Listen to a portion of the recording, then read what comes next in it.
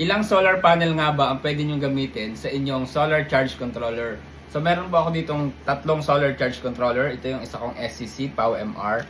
Ito po yung isa, Samdon. At ito po yung malimit kong gamitin sa mga small setups ko. Bali, pag bumili naman po kayo ng SCC o yung solar charge controller, meron naman pong kasama yan na manuals. Ayan, gaya nito, POW-MR. Etong Samdon ko meron din. Yung PWM, meron din. At sa loob po ng manual, makikita nyo po yung mga specs niyan. Pero para po mas madali, gagawin nating simple. Katulad po nitong POW-MR na to, meron siyang specs dito sa ibabaw. Ayan. Pero hindi siya kompleto. Dito naman po sa ating Samdon, ito yung gawin nating example kasi ito kompleto. Ayan, nandyan sa likod. 60 ampere po ang kaya niya. Tapos 120 volts po yung kaya niya. Tapos 840 watts kapag 12 volts, 1680 watts kapag 24 volts. Ayan, base po dun sa ating Samdon, sulat muna natin ang pangalan. Yan po ay 60 ampere. Tapos ang nakalagay po doon na maximum na PV input, ibig sabihin po niyan ay photovoltaic input voltage ay 120 volts lang.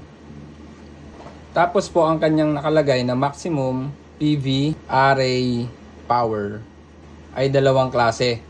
Kapag po 12 volt setup, yung inyong setup ay 840 watts. Kapag naman po ang setup nyo ay 24 volts, ay 1680 watts yung pwedeng panel na i-install nyo dyan sa ating MPPT. So para po malaman ninyo kung ilang panel yung gagamitin ninyo, bale ito pong ating Samdon MPPT ay 60 ampere po ang nakalagay. Dito po tayo sa input voltage. Sa likod po ng inyong panel, makikita nyo yung specs. Ayan, lalagay ko sa screen yung example. For example po, yung nakikita nyo sa screen, yan yung aking panel. 590 watts po yan. At makikita nyo dyan yung VOC, ISC, VMP at IMP. Yung VOC po at ISC, yan yung amperahe at voltahe na pinoproduce ng ating solar panel kapag walang load. Halimbawa ay hindi pa siya nakakonekta dun sa MPPT. So once na i-connect mo yan sa MPPT, at nag-load na siya, halimbawa ay charge niya na yung battery, doon na pumapasok yung VMP at IMP. Yun yung actual na output ng voltahe at amperahe na pumapasok doon sa MPPT mo papunta doon sa battery na galing doon sa panel. So i-disregard na natin yung VMP at IMP. Dako tayo dito sa VOC at ISC. Yung ISC po natin ay 14 amps. I-round off na natin kasi 13.97. Ito yung ISC. Yung VOC naman po natin ay 53 volts. So ganito po yan. Base po dun sa ating MPPT, 120 volts lang yung kaya niya. At napakahalaga po na hindi natin masasagad itong 120 volts. Dapat nasa 80 to 85% lang po yung marireach natin na voltahe. So ganito po ang pag-compute. Halimbawa may 590 watts po tayo na dalawa.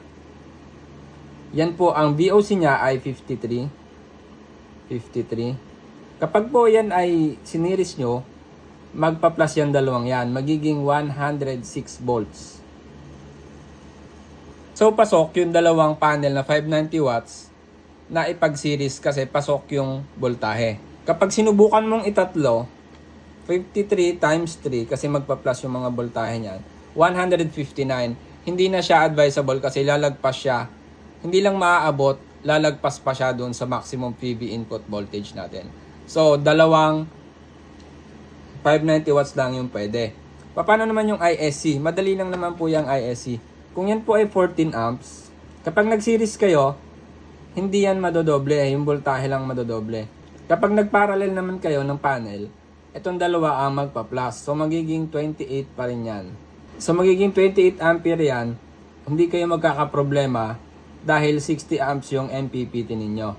Ito naman pong maximum PV array power. Kapag 12 volts yung setup nyo, 840 watts lang na panel yung pwede nyo gamitin sa setup nyo. Kapag 24 volts ay 1680 watts. Madali lang mag-plus-plus nitong mga ito.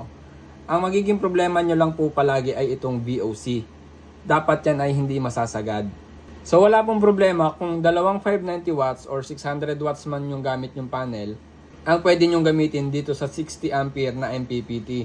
Naka-series man yan or naka-parallel. Dahil hindi kayo magkakaproblema dito sa ating VOC at sa ISC.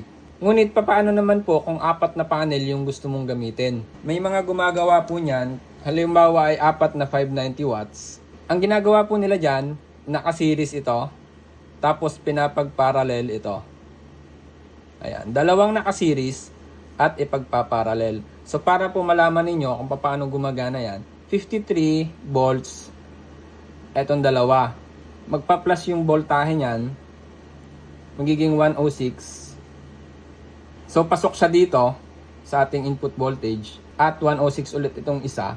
Since yan ay nakaparallel, hindi yan magpa-plus. Ang mag-a-add dyan ay yung dalawang 14 amps na ISC. So pasok ito, hindi yan magiging 200 plus kasi 106 lang yan dahil nakaparallel. Ang lalaki dyan ay itong ISC. Dito sa dalawang panel na naka-series, hindi madodoble itong 14 amps. So 14 amps pa lang din itong dalawa na ito. Itong dalawa 14 amps din ang output. So mapa-plus mo lang yan, magiging 28 ampere. Pasok yung 28 ampere dito sa ating MPPT. Pasok din yung 106 dito sa ating maximum input voltage. Yan yung kadalasang ginagamit ng mga nagtitipid sa MPPT kasi napakamahal po ng MPPT.